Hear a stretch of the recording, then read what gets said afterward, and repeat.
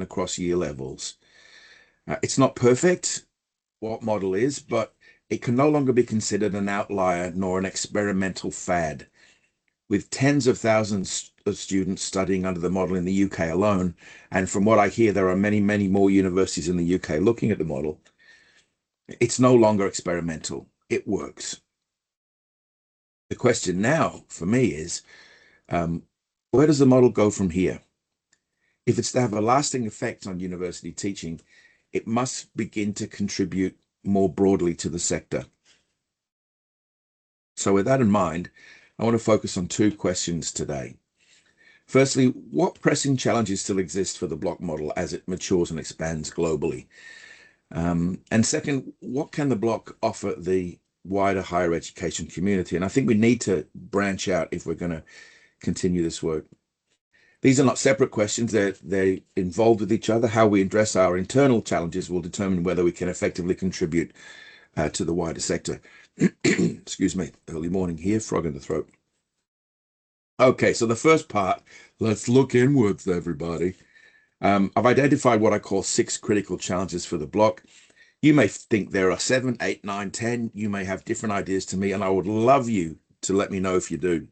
These are just the ones that appear to me as some of the bigger challenges. Okay, critical challenge number 1, the sawtooth problem. So when institutions adopt the block, they work really hard to ensure that 12 to 16 weeks of semester curriculum isn't simply squashed into 4, 5, 6, or 7 weeks. Rather, it's reimagined and rebuilt to suit delivery in a shorter frame. But there's more work to be done if we are to create subjects and courses that are truly suited to this delivery model.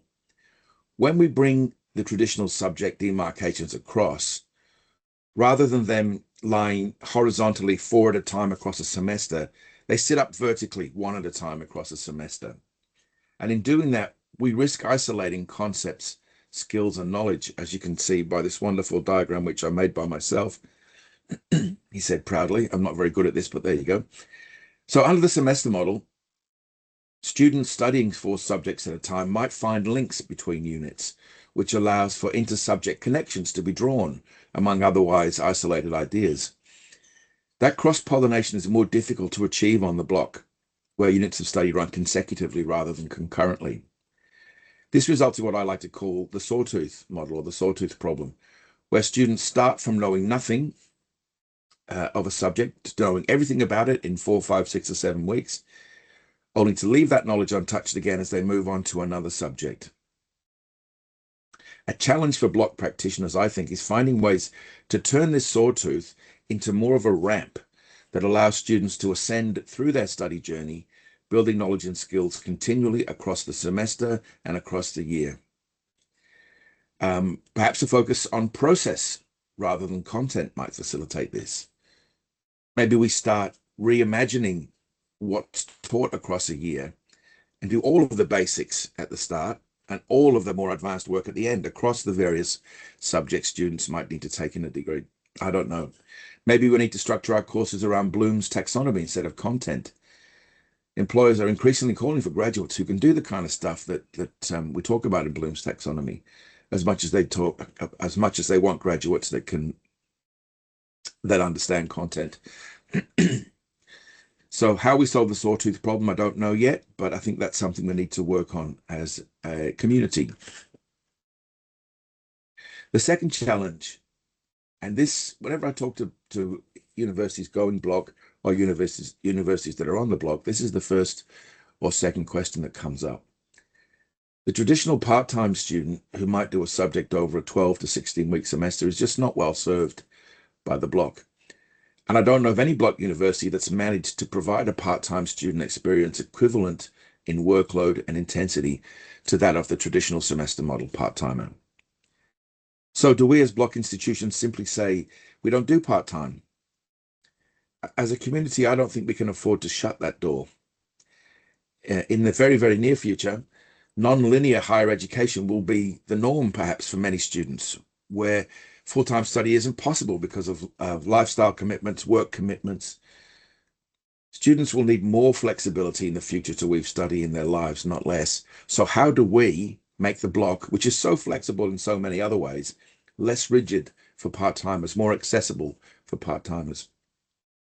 This, like I said, this is a significant challenge, and I don't know of anybody that's managed to tackle this yet. Again, if someone has ideas about this, I would love to hear about it. Excuse me. Challenge 3, assessment. Reimagining assessment for the block. So artificial intelligence, as we know, is challenging the legitimacy and the efficacy of traditional assessments such as essays, exams, multiple choice question tests, presentations, and so on. But the block should also be challenging these forms, not because purely of AI, but because of the unique circumstances that the block presents to us as educators. And the block classroom is a fairly unique higher ed environment. In some ways, it functions a little bit like a workplace, where a small team of creatives, the students in the class, are led by a manager, producer, director, the educator. They meet regularly, sometimes daily, over a short period of time, and they work together to solve a problem. That problem being whatever skills and knowledge the students need to learn. But it's quite process-based in that students and educators engage in an ongoing cycle of almost daily feedback and experimentation and creation. Again, this is much like the workplace, where end products or outcomes are not separated from the process in the same way that in education they are. We might work together in the classroom and then send students away to write an essay or send them away to do an exam. In the workplace, the process and the product are more closely interwoven. Team leaders, managers, employers, educators in this case, are directly involved in that process, providing regular, ongoing criticism, assessing over time rather than in discrete moments. So how do we reinvent assessment such that it makes the most of that process, of that involved feedback over time, of that ability to assess continually rather than in discrete moments? How do we make the most of the workplace-like nature of the block classroom and assess students in the way they might be assessed in the workplace? I don't know. That's something else we need to work on, I think. And it becomes especially important when so many of those formats that we use, like the essay, reports, presentations, they can no longer be trusted. We will need to reinvent assessment for the block, and hopefully what we learn from that will help inform our discussions with the wider higher ed sector. The semester, breaking free from semester structures. So a block institution potentially has as many semesters in a year as it has blocks. At VU, we run 10 blocks a year, but we only have 5 entry points for students, and only 5. So that's more than double a traditional semester uni might have in terms of entry points. But if we have 5, why can't we have 10? If we're trying to make education as flexible as possible for the student and as accessible as possible for the student, wouldn't it be great if we could have 10 entry points during the year? And I'm sure there are very good procedural reasons why we can't offer students more entry points, but there were also very good reasons why we shouldn't go to the block in the first place, and we worked through those. If we are determined to make higher education more flexible and accessible for students who have busy lives, then the easier we make it for them to join us, the better. I guess this challenge asks block universities the world over to see how can we say to students, if you want to start with us, you can start next month, or you can start in a few weeks. I think the more accessible we make it, the more able we make students to start when they want to start, then the more, again, we open ourselves up and make ourselves accessible to students. Okay, does everything have to be block? This might seem an unusual question to ask, but if we are to stay true to the big question that drove us all to the block, which was how do we do this better, then we need to be able to ask ourselves this question. We can't, drink the Kool-Aid and say block is everything, block is wonderful, block cannot be questioned. Institutions that adopt the block do so because they believe it offers a better experience for students. And pretty much everybody that's taken on the block over the years has found that's true. That's been the case. It has offered a better student experience. But if the student experience is truly front of mind, then we've got to continually ask ourselves whether the block is right for all students in all situations. The same questioning approach that took institutions to the block must also be allowed to lead them away from the model when circumstances demand. This is the only way we can allow the model and our approach to it to evolve. We cannot hang on to the block for dear life. We've got to hold it gently and be ready to let it go if and when need be. Personally, I'm not a big fan of the block in postgrad situations. I think in those environments, students who are usually working, usually professionals, perhaps need more time, perhaps need a longer study time than the block, because they are very busy with work and with their personal lives. Often they have families. So I think if we are going to be true about the block being a process about how we do things better, we've got to be ready at times to say, you know what, it doesn't quite work here. There must be a different way or a better way to do it. So what makes a block the block? Well, there's so many versions of the block in operation these days, and this is going to be a challenge for us too, because people will say, well, is it 4, 5, 6, 7, 8 weeks? Is it one at a time, two at a time? So with so many versions of the block in operation, it becomes more difficult to say clearly what the block is. No two block implementations are the same, contextualized as they are to suit the conditions and needs of each institution. And that's the way it should be. No institutions are the same, nor are their cohorts. So neither should their block model be the same. But there must be core elements to the block that are present regardless of context or of how the model is realized. And if we are going to report globally on the innovation and the ways that we are transforming education via the block model, then we need a common understanding of what we are reporting on. This wasn't such an issue when there were just a handful of institutions implementing the model. But as the number of institutions grows and the number of variations grows, so does the need for consistency and coherence as we continue to work out what the block is and what it's not. Okay, they're the 6 challenges I think from my end, I think we need to look at internally. And now let's have a look outwards. In part 2 of this wonderful presentation, what can the block community offer the wider higher education sector? I want to suggest that it's time for us as a community to start actively sharing what we've learned with the wider higher education sector. Over the past 8 years in particular, the block community has operated from a self-reflective and at times defensive posture. Self-reflective in that we were all discovering something new. So we had to be reflective. We had to look at what we were doing. We had to examine ourselves and the process we'd implemented so that we could assess its bona fides. Defensive for similar reasons. The wider academy, rightfully demanded that we prove that the block works. They wanted investigation and evidence-based research. They were skeptical, and that's legitimate because, the credibility of higher education rests on rigorous inquiry and proven results. But we've done that for 8 years now, and there is a growing body of work which demonstrates the legitimacy of the block in various contexts with various cohorts. So it's perhaps time now to look outward rather than inward, because what we have at the moment is a dichotomy. There's the semester model, there is the block. There's a perception that the two are separate, when really we should be 2 separate solutions working towards a common goal.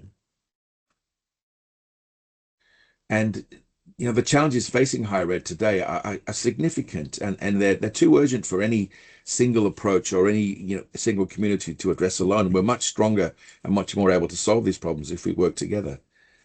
Governments worldwide are demanding accountability from our sector. The cost of living crisis has made university fees increasingly burdensome for families and students, and employer groups openly question whether graduates possess the skills they need, with some suggesting that the employers, can provide better training than universities.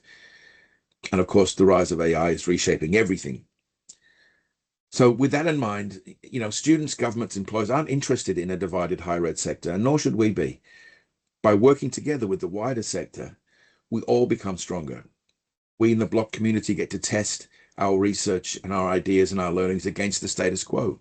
And we will learn more from that. We will grow. We may take a step or two backwards in the process, but we are leaders in educational innovation. And to make that leadership effective, we have to take our ideas, our learnings, our knowledge to the mainstream. So what can we share with the mainstream? I think agility is one of the key things we can share. We have developed the kind of agility, innovation, capacity, and stakeholder engagement that the sector desperately needs.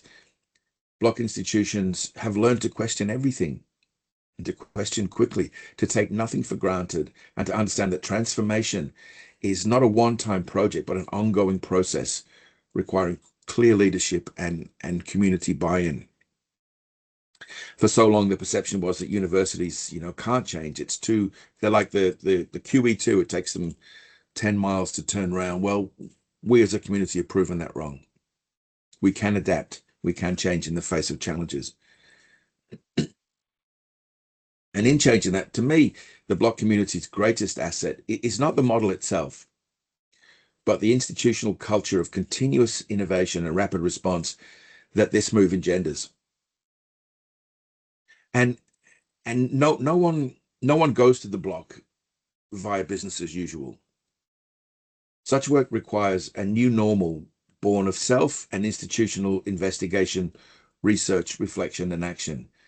The block requires a new way of being that delivers a new, transformed, and maybe transformative culture for institutions.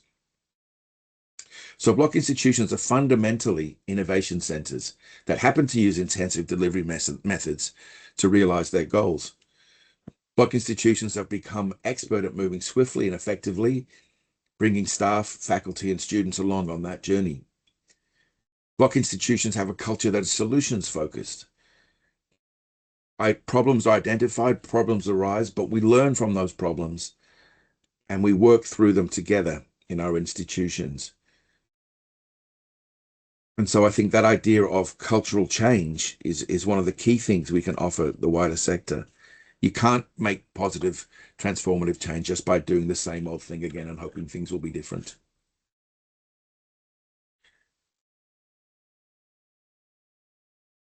The pedagogy that, okay, I'll frame this differently. There's talk of block pedagogy, that there's a special kind of pedagogy on the block. I'm not so convinced that there is. What I think there is a desire to do better, and a desire to innovate and a real drive to make a pedagogy that works for the student. That's a characteristic that's common to pretty much all block institutions. But this is something that is realizable on the semester model. It's replicable across the entire sector, regardless of the mode of delivery, as is reimagined curriculum design, elevated respect for educators and teaching, a better commitment to professional development. I think these are things that we can share across the sector. There's no reason why the pedagogy that works for us, the student-centered approach we take, couldn't work for semester-based universities as well. To realize the block, you need to break down silos. You need to have academics working with professional staff. You need to bring students into the equation. You need to bring the whole of the university in, have everybody in the room if the block is to work, because it is such a big change. And that's something we can teach the wider sector as well. So many universities are made up of disparate departments who rarely ever speak to each other. We've learned that so much can be achieved if you break down those silos, bring everybody into the room, and have everybody involved in the conversation. You get a much better result for the student. And at the end of the day, that's what we're here for. Innovation at pace. Well, I think that's one of the key things, and I mentioned that before with cultural change and agility, the fact that we can move quickly. Rapid transformation is possible. And given the fact that we're facing so many challenges from AI and from the government's sector and from communities to prove our bona fides, the ability to change quickly, to react to circumstances, to anticipate circumstances, that mindset, that way of working is another thing that we can share with the wider sector. So, to quote Brian Ferry, let's get together. Let's collaborate with the wider sector. Let's not be evangelists for the block. Let's not look like we've drunk the Kool-Aid. Let's find ways to work with our friends, our cousins, our relations in the wider sector. Because the false dichotomy between mainstream and block institutions, it serves no constructive purpose. And it may hinder sector-wide innovation, the kind of innovation that stakeholders are demanding. The block community has accumulated substantial data and evidence about educational transformation.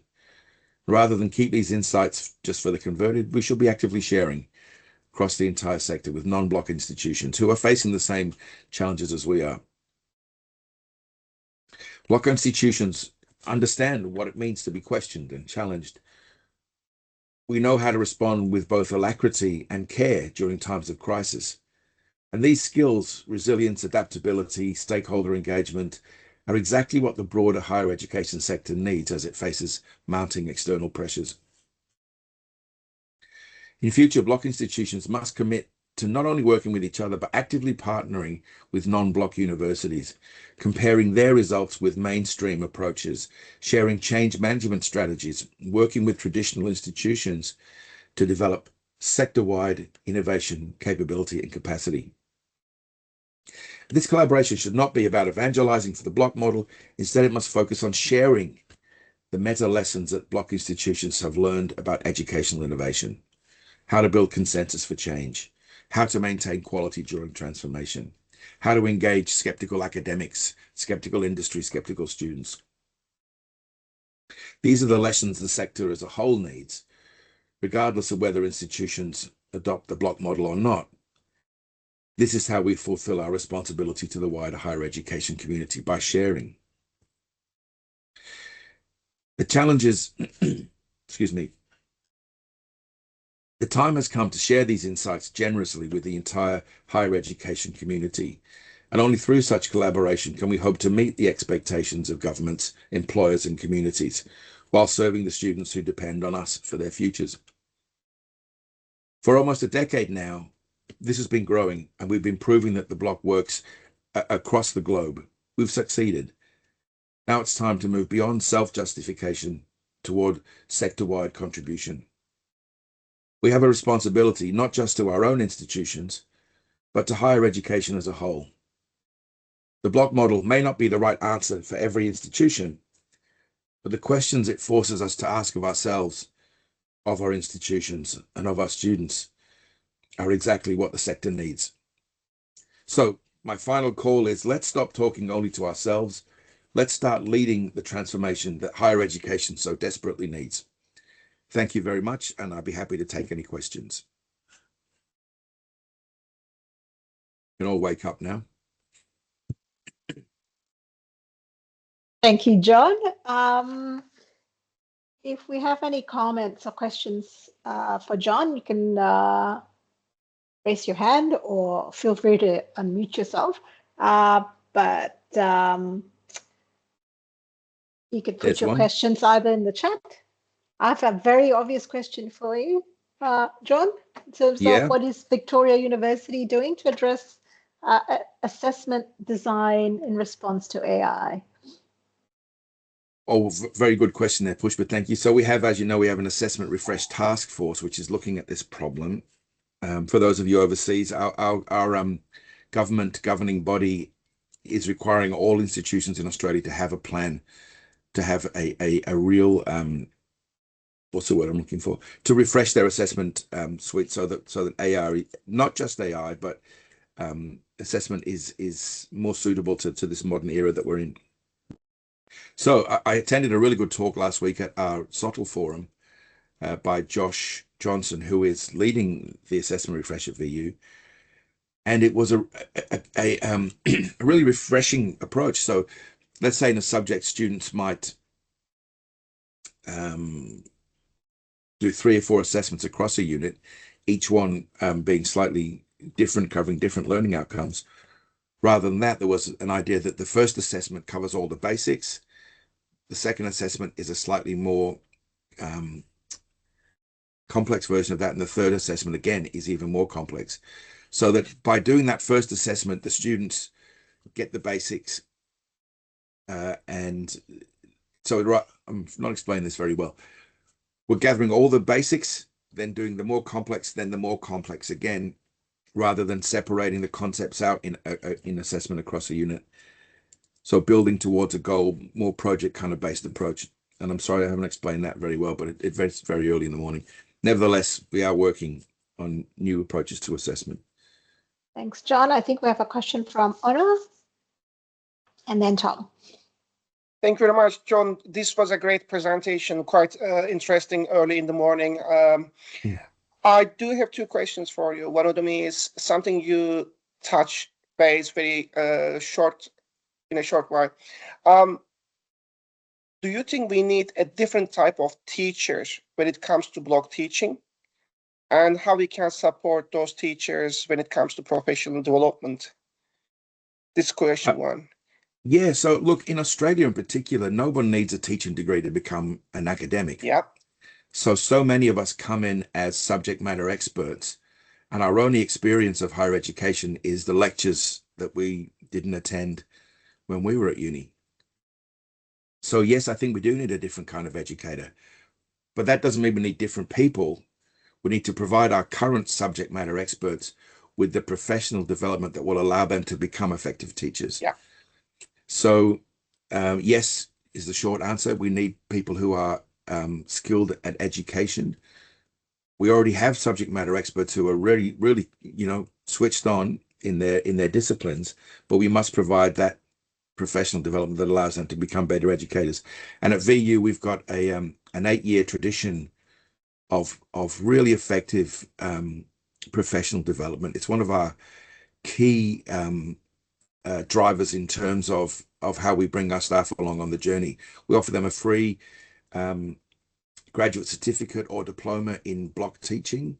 We have regular sessions throughout the year in all the colleges and as a university as a whole dedicated to professional development for teachers. So I hope that answers your two questions. Yes, that's perfect. Second question, if I may, very quickly. When it comes to block teaching, what do you think about student mobility and student exchange? Because I reckon it's a big challenge for student exchange programs, especially, agreements between Australian universities and rest of the world because of the length of the semesters, blocks. What do you think what we can do in this instance? Thank you. That's an interesting question. So we still have exchanges with semester-based universities. So we would send our students overseas to do a semester of semester-based study somewhere else, and they come back and return to the block model here. And the same, we have institutions who send their students here, do 4 subjects on the block across a semester, then return home to their semester-based university. Having said that, there's a growing community now of block universities around the world. There's probably about 20 maybe. And I know that in the UK alone, there are another few dozen who are looking at the model. So I think we can still work with the traditional semester institutions, but we should turn our attention to the many institutions around the world, in Asia, Australia, in Europe, in the UK, and in North America. And I believe there's one in Patagonia or Argentina, and start working with those guys, because it's much easier for us to work on that exchange with the block. Excuse me. Thanks, John. Tom, yeah. Oh. Hi, John. Good, very good talk. Good way to wake us up in the morning. So one thing, I was looking at challenge 5. It's like, where we're saying, like, sometimes a block doesn't fit all. Yeah. And I think we've kind of found that in some of the undergrad type of capstone type classes. Yeah. If you're trying to run something, I've tried to run the capstone type class in a 4-week block, and you can somewhat do it, but it's just not enough time for the students to get into the lab or into some research projects that are really enough meat to them. So if we have some of those where we can go from a 4-week to an 8-week to a whatever, multiple of that, some of those things might be more amenable to something that's not quite on the block, to traditional block scale. So yeah. Look, I would say, Tom, in that situation in 3rd year, you're not losing any contact time across the year.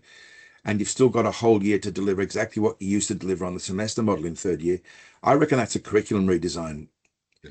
So there's no reason why you can't rearrange what's done in third year such that a project runs across 4 blocks or across more blocks if necessary. You might look at the process. So the first block is let's do the basics. Let's come up with an idea. The second block, we are refining that idea. The third block, we're implementing it. The fourth block, we are reflecting on it critically. I think it's a curriculum design issue in that instance. Yeah, because kind of what they do now is they have, you know, like maybe your first block of the semester, you might do your background and everything else. Yeah. You kind of tinker along in second and third block, and then the fourth block you have that immersed, you know, time. So you know, we're trying to get around the curriculum, but you know, some things are tending to have more time than just that, you know, 4-week block or whatever week block you have. Yeah, look, I'm with you. I think the traditional subject demarcations don't work in situations like that. We have to get imaginative about how we take the learning outcomes we want students to achieve across a semester or a year and reimagine how they might work in 4, 5, 6, 7-week chunks. Cool. Thank you. Thanks, John. We have a question from Michelle Prower. How do we engender the interest from other academic institutions who carry on with business as usual? Michelle, sorry, I'm not exactly sure what you're asking me there. Well, you were speaking, and I think rightly so, about our need to look outwards and to have conversations together and to give what we have learned. And having just done a bit of study at a traditional university, I can see they're not interested at all in changing. It's the same methodology that was used when I was a student 40-something years ago. So my question is about, yes, I think we've got a lot to give, but how do we engender that interest in those other institutions who think that we'll just keep doing it the same way? Well, that's a good question. And I think hopefully it's okay if I tell everybody the university you were working with or studying at. It's one of what we call a sandstone in Australia. So Melbourne University. So we have the sandstones, which would be like your Harvards or your Oxfords and Cambridges. And they're not going to be interested in the block. They're like a Rolls Royce. Everyone knows a Rolls Royce is a petrol guzzler. They're clunky. They're difficult to drive, but they're a prestige item. So people are willing to spend a lot of time and money on a Rolls Royce. Rolls Royce isn't going to change. We are more in our institution in the hatchback car model. We have to be zippy. We have to be economic. We have to be easy to buy, easy to fix.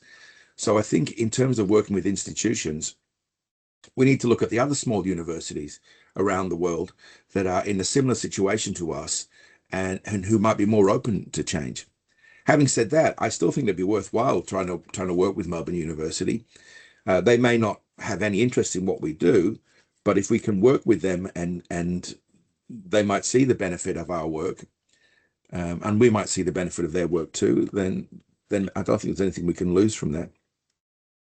But I think the target market for us is more the middle ranking, lower echelon universities who have to be more adaptable and flexible. Which is actually a shame if we've got all of these interesting learnings and what we're doing with assessment is so much more engaging. It's a shame that we can't pique their interest in some way. I mean, they mostly don't know we exist. Look, you're absolutely right. But I think, they've been around for many of them for 1,000 years. So, and we've been around in the mainstream for 8. So I think it's going to take us a little while to make inroads there, but softly, softly, catchy monkey, as the saying goes. We've got a question from Linda and then Sam. Linda's question is part-time issue. If we have a 4-week block at VU with 3 offerings, couldn't we offer one of these as an intake of 8-week block for part-time? What do you think about that? Look, I think that is something that is worth exploring. That looks great on paper. It becomes a staffing issue if you've got somebody working on a 4-week block and also an 8-week block at the same time. It becomes a timetabling issue if a student does an 8-week block and then the next block isn't offered on 8 weeks, or they want to take another block which is only offered in the middle of that 8-week period. So a great thing, worth exploring, but I don't know if it's realizable. But if you can realize it, I'm there with you. Sam, do you want to unmute yourselves and ask your question, please? If you don't mind. Hi there, Pushpa, I can do. Yep. Hey. I can just read it back off if you like. John, I love the presentation. Thank you for that. On the sawtooth problem, I love the potential solution you raised for a ramp method to progressively kind of amalgamate knowledge and process-based skills of our students. That sounds fantastic. Just thinking about our assessment refresh and going forward, perhaps more just your thoughts on more co-curriculum development to get out of our silos is required to incorporate learning activities and assessment from across the block units to hopefully address this issue somewhat. Yeah, so Sam, I think that's what we're trying to do with course modernization. This idea that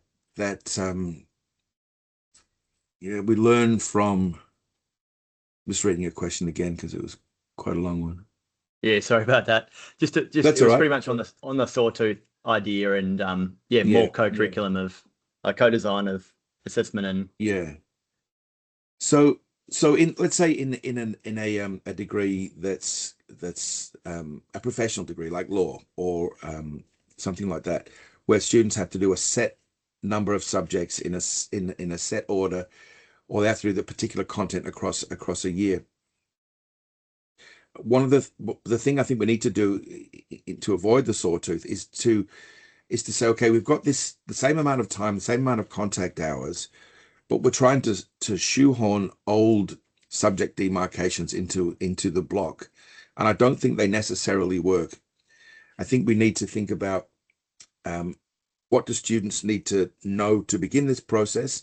Where do we want them to be at the end of that semester or the end of that year?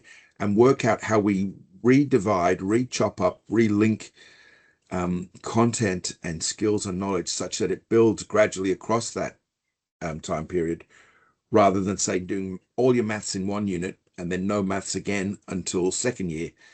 That to me just doesn't make sense. So yeah, I think that's the next step, reimagining the subject demarcations and how we divide up content.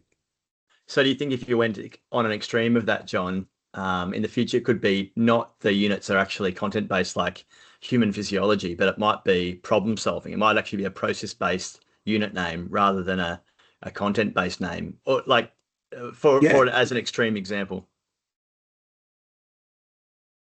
No, I agree. I think we've got to look at the process rather than the content. So we want somebody to come in and learn all the basics and gradually get better and more complex in their knowledge and skills and more deeply involved in the subject matter and the discipline over that 1 year, so that at the end they've built a solid cohesive understanding of where they need to be, rather than giving them 8 discrete chunks which don't necessarily speak to each other. I'm with you. So yeah, I think that would be great if we had like Sports Science 101, 2, 3, 4, 5, 6, 7, 8. I mean, that's a pretty boring title, but that simply allowed us to build from the basics to the more complex, rather than trying to give everything a discrete, separate moment. Yeah, love it. Thank you, Sam. Thank you, John. Thank you for all of your questions. Feel free to put more questions on the Padlet, and John will be happy to answer with comments on the Padlet, and we can share the Padlet after the event. So we will keep moving in the interest of time. Thanks, John, for keeping on time. That was